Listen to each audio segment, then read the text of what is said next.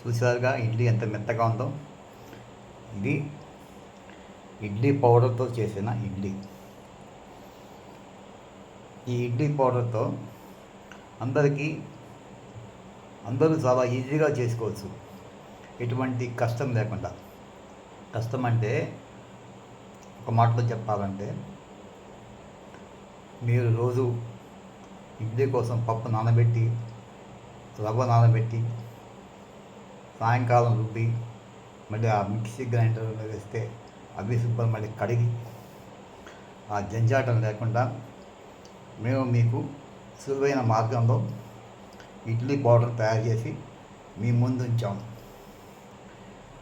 చూడండి, నీకే తెలుస్తుంది కదా ఎలా ఉందో. మీ కామెంట్స్ మాకు చెప్పండి. Rams kitchen RR idli powder